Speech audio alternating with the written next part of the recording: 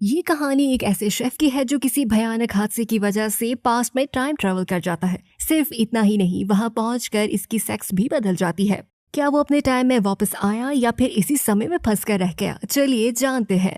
Film शुरू होती है और हम बॉन्ग को देखते हैं जो खाना पकाने में माहिर है। बॉन्ग ब्लू हाउस में सबसे कम उम्र शेफ है। ब्लू हाउस साउथ कोरिया के प्राइम मिनिस्टर का घर है। एक दिन बॉन्ग को बताया जाता है कि चीनी एम्बेसडर को खाने पर बुलाया गया है और इसे मछली में कांटा बिल्कुल पसंद नहीं है। इसीलिए बॉन्ग को कहा जाता है कि वो एक मजेदार सी डिश तैयार करे जिसमें कांटा ना हो। बॉन्ग डिश तैयार करने में लग जाता है। खाना तैयार हो जाता है और एम्बेसडर को पेश किया जाता है। लेकिन अफसोस की बात यह है कि जैसे ही एल्ची मछली को काटता है तो इसमें से एक हुक नजर आता है। ये देखकर एम्बेसडर गुस्से में आ जाता है और बॉन्ग को पकड़ने के लिए गार्ड्स भेजता है। अगले सीन में कुछ पुलिस ऑफिसर्स इन्वेस्टिगेशन करने के लिए बॉन्ग के अपार्टमेंट पहुंचते हैं और इसका दरवाजा खटखटाते हैं। बॉन्ग को अंदाजा हो जाता है कि वो मुश्किल में है, इसलिए वो भागने की कोशिश करता है, लेकिन पुलिस वाले इसे पकड़ने की पूरी कोशिश करते हैं। इस लड़ाई में बॉन्ग का हाथ छूट जाता है और वो स्विमिंग पूल में जा गिरता है और इसका सर नीचे ग्राउंड से टकरा जाता है। लेकिन किसी वजह से वो पानी में डूबता रहता है और तभी एक औरत इसकी तरफ तैरती हुई आती है और इसे किस करती है। जब बॉन्ग जागता है तो वो खुद को एक अजीबोगरीब से कमरे में पाता है। बॉन्ग को लगता है कि कुछ तो गड़बड़ है, इसलिए वो भागकर शीशे की तरफ जाता है, लेकिन अपना चेहरा देखकर हैरान हो जाता है और उसे पता चलता है कि वो लड़की बन गया है। बॉन्ग सोचता है कि शायद वो ख्वाब देख रहा है। ये जानने के लिए वो कमरे से बाहर निकल जाता है। बाहर आकर वो देखता है कि बहुत सी लड़कियां अपने आका के इंतजार के लिए झुकी हुई हैं। इससे हैरान होकर बॉन्ग बिल्डिंग के बाहर की तरफ भागता है, लेकिन अचानक उसे पता चलता है कि उसका सेक्स ही बदल चुका है क्योंकि वो लड़के से लड़की में बदल चुका था। खैर, ये देखकर बॉन्ग खौफजदा हो जाता है और उसे लगता है कि उसका कोई सेक्स चेंज ऑपरेशन हुआ है। लेकिन बॉन्ग को बाद में पता चलता है कि उसने पास्ट में टाइम ट्रेवल किया है और ये सुनकर उसे दुख होता है। अगले दिन बॉन्ग उठता है और इसे नौकरानी से पता चलता है कि अब वो 1851 में जॉजन नामी खानदान में है और अब वो किम सो यूंग नाम की लड़की के शरीर में रहता है। बॉन्ग को पता चलता है कि किम सो यूंग की शादी किंग चोल जोंग से होने वाली है और इसके बाद वो मलिका बन जाएगी। नौकरानी ये भी बताती है कि वो उन्हें झील पर तैरती हुई मिली थी और गार्ड्स इसे महल में ले आए थे। ये सुनकर बॉन्ग को लगता है कि उसकी और किम योंग की रूहें बदल गई होंगी और घर वापसी झील के जरिए ही हो सकती है। वो अगले दिन नौकरानी को झील की तरफ ले जाता है, ये सोचकर कि वो इस झील में छलांग लगाकर अपनी दुनिया में वापस चला जाएगा। और जैसे ही वो प्रेजेंट में जाने के लिए छलांग लगाती है तो बदकिस्मती से वो कीचड़ में जा गिरती है और वहाँ से उसे पता चलता है कि जब से वो इस झील में गिरी थी तो मलिका ने महल के नौकरों को हुक्म दिया था कि रातों रात झील को बंद कर दिया जाए ताकि कोई और इसमें ना गिर जाए। ये सुनकर बॉन्ग मायूस हो जाता है, लेकिन बॉन्ग को लगता है कि पानी ही वापस प्रेजेंट में जाने का हल है और इसे लगता है कि वो किसी भी पानी में डूबकर वापस जा सकता है। और तो और वो पानी के बर्तन में भी अपना सर डालता है जो फर्श साफ करने के लिए रखा हुआ था, लेकिन इसकी तमाम कोशिशें नाकाम साबित होती हैं। कुछ दिनों बाद शादी का दिन आ जाता है और बॉन्ग इस खानदान के रस्मो रिवाज से नावाकिफ था, लेकिन अपनी नौकरानियों की मदद से शादी के रसूमात को पूरा करता है। रात होती है और योंग को बादशाह अपने साथ सोने के लिए बुलाता है। योंग बहुत घबरा जाती है और बादशाह को शराब पेश करती है ताकि वो इसे पीकर बेहोश हो जाए। खुशकिस्मती से जैसा उसने चाहा वैसी ही हुआ। बादशाह सो जाता है और योंग सुकून की सांस लेती है। अगले दिन योंग उठता है और उसे खाना दिया जाता है जो इसे बिल्कुल भी पसंद नहीं आता, इसलिए वो शेफ को अपनी पसंद का खाना बनाने को कहता है। शेफ उलझन में पड़ जाता है, लेकिन फिर भी वो योंग की बनाई हुई डिश तैयार करने की कोशिश करता है। योंग को इसकी बनाई हुई डिश पसंद नहीं आती। शेफ कई बार डिश बनाने की कोशिश करता है, लेकिन हर बार योंग को पसंद नहीं आती। आखिरकार शेफ परेशान होकर हार मान लेता है और योंग को खुद खाना पकाने को कहता है। वो अपना खाना खुद तैयार करने का फैसला करता है और शाही बावर्ची खाने में दाखिल हो जाता है। वो चाकू उठाता है और ये देखकर नौकरानी परेशान हो जाती है, क्योंकि मलिका ने बचपन से ही खाना पकाने की कोशिश भी नहीं की थी। लेकिन वो ये देखकर हैरान हो जाती है कि योंग बड़ी तेजी से सब्जियों को काट रही है। वो हर चीज को अच्छे तरीके से मैनेज करती है और आखिरकार एक बेहतरीन डिश तैयार हो जाती है। योंग अपने कमरे में जाकर खाना खाने बैठ जाती है और साथ ही नौकरानी को भी टेस्ट करवाती है। किचन में शेफ किम योंग के खाना पकाने पर तंज करता है और कहता है ये खाना सिर्फ देखने में अच्छा लगता है, लेकिन खाने में अच्छा नहीं होगा।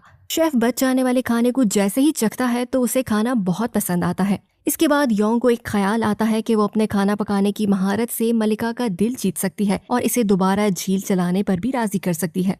योंग दोबारा किचन में वापस आती है, लेकिन शाही शेफ इसे खाने को हाथ नहीं लगाने देता, इसलिए वो इसको चैलेंज करता है कि सबसे तेज खाना कौन तैयार करता है। पहले तो वो शेफ इनकार कर देता है, लेकिन जब योंग इसे चिढ़ाता है तो वो चैलेंज एक्सेप्ट कर लेता है। एक सर्वेंट बेल बजाता है और मुकाबला शुरू हो जाता है। शेफ चाकू लेता है और गाजरों का एक गुच्छा काट लेता है, मगर मलिका तेजी से कुछ खीरे काट लेती है। कुछ देर तक खाना पकाने के बाद योंग की डिश तैयार हो जाती है और वो सबसे पहले घंटी बजाती है और इस तरह मुकाबला भी जीत लेती है। जिस पर शेफ कहता है कि रफ्तार अहम नहीं बल्कि खाने में जायका भी होना चाहिए।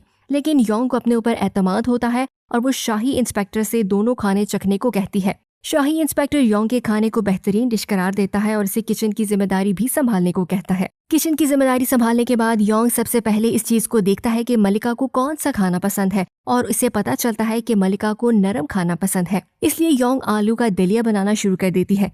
वो इसमें कुछ दूध डालती है और इसमें और भी बहुत सारी चीजें डालने के बाद जब खाना तैयार हो जाता है तो वो कुछ फूल लगाकर डिश फाइनल करती है और फिर ये खाना खुद मलिका को जाकर पेश करती है। मलिका खाने से बहुत लुत्फानंदोज होती है, लेकिन वो ये भी कहती है कि ये ठंडा हो गया है क्योंकि खाना बहुत दूर से लाया गया था और कुछ खाना प्लेट से बाहर भी गिरा था, जिससे प्रेजेंटेशन मुतासिर हुई। योंग ये सुनकर परेशान हो जाती है और अफसोस के साथ अपने महल वापस जाने का सफर शुरू कर देती है। अपनी गाड़ी में बैठते ही उसे एक आइडिया आता है। थोड़ी देर के बाद वो एक कपड़ा सिलाई करती है और शाही इंजीनियर को बुलाकर उन्हें कुछ हिदायत देती है। इसके कहने पर इंजीनियर फौरन डिलीवरी की एक गाड़ी बनाते हैं जो चारों तरफ कपड़े से ढकी होती है। इसके बाद योंग बहुत सारे लजीज खाने तैयार करती है और नई बनाई गई फूड डिलीवरी की गाड़ी में खाना रखकर ले जाने लगती है। मलिका को गर्मा गर्म खाना मिलता है और इस खाने को वो बहुत मजे से खाती है। थोड़ी देर बाद इंजीनियर वापस आते हैं और योंग को खुशखबरी सुनाते हैं कि हमारी इजाद कामयाब साबित हुई है। दोस्तों, हमारे चैनल को सब्सक्राइब करने के लिए आप लोगों का दिल से शुक्रिया। कुछ दिनों बाद बादशाह एक बहुत बड़ी दावत का एहतमाम करता है और मुल्क भर के तमाम मेहमानों को बुलाता है, लेकिन बदकिस्मती से सब खाना पकाने वाले बीमार हो जाते हैं और शाही बावर्ची खाने में अमले की कमी हो जाती है। योंग इन सब की मदद करने का फैसला करती है। वो किचन में जाकर देखती है कि खाने पीने की चीजें ना होने के बराबर हैं। बहुत कम चीजों के होते हुए योंग सोचती है कि उसे कुछ अलग करना होगा। योंग नौकरानियों के साथ आलू की मुनफरिद डिश तैयार करती है और आलू को छीलकर छड़ी के गिर्द लपेट देती है और इसे कढ़ाई में फ्राई करती है, जिससे वो कुरकुरे और करारे हो जाते हैं। मेहमान पहली डिश देखकर मायूस हो जाते हैं क्योंकि वो शाही खाने में कुछ और ही तवक्का कर रहे थे, लेकिन जैसे ही वो चखते हैं तो वो हैरान हो जाते हैं। योंग की दूसरी डिश ज्यादा काम करने वाली थी क्योंकि किचन में गोश्त नहीं था, इसलिए वो कुछ फलियों का इस्तेमाल करके बर्गर बनाने की कोशिश करती है। योंग अपनी ऐजाद से बहुत खुश है और वो इसका नाम मैकडॉनल्ड रखती है। इसके बाद मेहमानों को एक टमाटर के साथ बर्गर पेश किया जाता है और ये खाना भी मेहमानों को बहुत लजीज लगता है। आखिरी खाने के बाद योंग एक जेली बनाती है और खाना खाने वाले मेहमानों को इसके ऊपर एक नोट भी लिखा मिलता है, जो था कि मीठा खाने के बाद आप अपनी किस्मत पढ़ सकते हैं। मेहमान जेली से लुत्फानंदोज होते हैं और अपनी अपनी किस्मत पढ़कर खुश होते हैं। मलिका भी इस दावत से खुश होती है और वो योंग की महारत देखकर बहुत मुतासिर होती है। आखिरकार वो योंग से कहती है कि कुछ भी मांगना चाहो तो मांग सकती हो और योंग झील को दोबारा भरने का कहता है। मलिका इसकी बात मान लेती है और नौकरों को झील भरने का हुक्म देती है, लेकिन अफसोस की बात ये कि 19वीं सदी है और इस काम में मदद के लिए कोई जदीद मशीनरी मौजूद नहीं है, इसलिए नौकर लकड़ियों की बाल्टियों में पानी भरकर झील में डालते हैं। ये अमल बहुत ही सुस्त है और नौकर शहर के कुएं से झील तक तवील सफर तय कर रहे हैं, जिससे बहुत ज्यादा टाइम लग रहा था। योंग ये देखकर बहुत ज्यादा परेशान हो जाती है, लेकिन तभी उसके जहन में एक आइडिया आता है। वो हर नौकर से कहती है कि वो अपनी जगह पर ठहरे और बाल्टी एक शख्स से दूसरे शख्स तक पहुंचाए। लोग इससे खुश होते हैं क्योंकि ये काम उनके लिए आसान लगता है और इससे काम भी बहुत तेज हो रहा था। वो सब अपना काम जारी रखे हैं और योंग उन सब की निगरानी करती है। बहुत सारे दिन गुजर जाते हैं लेकिन झील अभी तक नहीं भरी और योंग इंतजार कर कर के आखिर थक जाती है। लेकिन एक दिन खुशकिस्मती से बहुत ज्यादा बारिश होती है, जिससे आहिस्ता आहिस्ता झील में पानी भरने लगता है। योंग मौसम की ये तब्दीली देखकर बहुत खुश होती है और बारिश में नाचने लगता है। चंद घंटों बाद झील भर जाती है और योंग झील के किनारे पर जाता है और पत्थर पर अपना नाम लिखता है, जिसके बाद वो झील में छलांग लगा देता है और पानी के अंदर डूबने लगता है, बिल्कुल उसी तरह जैसे इस फिल्म के आगाज में हुआ था। लेकिन इसी वक्त वो खुद को अस्पताल में पाता है और ये सब देखकर वो हैरान रह जाता है। तभी वो देखता है कि एक अफसर उसके सामने सोया हुआ है। बोंग चुपके से इसका फोन चुराने की कोशिश करता है, लेकिन वो अफसर जाग जाता है। बोंग वहाँ से भागने की कोशिश करता है, लेकिन तभी 2 पुलिस वाले उसके सामने आ जाते हैं, इसीलिए वो बिल्डिंग से छलांग लगाकर नीचे कूद जाता है। वो उन लोगों से बचता हुआ एक लाइब्रेरी में पहुंच जाता है और वहाँ एक हिस्ट्री की बुक उठाकर पढ़ता है। वो खुद को किताब में पाकर हंसने लगता है क्योंकि वो भी अब हिस्ट्री का हिस्सा था। तभी वो ऑफिसर्स उसका पीछा करते हुए लाइब्रेरी तक पहुंच जाते हैं। वो वहाँ से भागने की कोशिश करता है, लेकिन पुलिस वाले बताते हैं कि हम उसे पकड़ने नहीं आए। यहाँ हमें पता चलता है कि टाइम ट्रेवल की वजह से प्रेजेंट अब चेंज हो चुका है। अब वो पुलिस वाले इसे पकड़ने नहीं बल्कि इसकी हिफाजत के लिए आए हैं, क्योंकि बोंग ने एक ऑफिसर को करप्शन के केस में एक्सपोज किया है।